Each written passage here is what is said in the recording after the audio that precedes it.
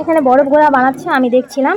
তো প্রথমে একটা কাচের গ্লাসে নিচ্ছে, তারপর বরফটাকে একটু চাপা দিয়ে একটা কাঠি ঢুকিয়ে নিয়ে একটু বাড়ি দিচ্ছে আর একটা প্লাস্টিকে ভরে নিচ্ছে। প্লাস্টিকের গ্লাসগুলো দেখো ছোট ছোট, শুধু এই যে কাচের কাপটা যে আছে ওরকমই প্লাস্টিকের কাপ, তাই 20 টাকা করে নিচ্ছে মেলাতে।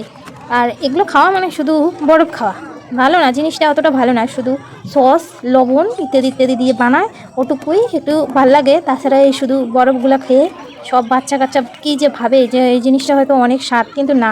আমি প্রথমবার ট্রাই করেছিলাম দেখার জন্য যে কেমন কীরকম।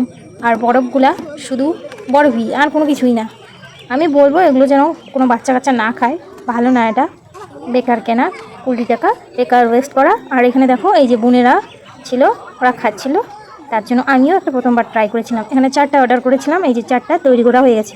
দেখো কী কী ধরনের ওগুলা ওরা সস দিচ্ছে, তাও বলতে পারবো না কী কী সস দিয়ে দিল।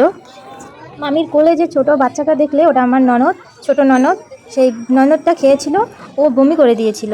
তাই বলবো তোমরা এগুলো ছোট বাচ্চাকে কিনে খাইও না, কারণ এটা ক্ষতিকারক। না হলে কি করে আমার বোন মিশে বমি করে, আমি বোনই বলি, ননদদের ভালোবেসে বোনই বলে রাখি। তো দেখো কী করে বানিয়ে নিল।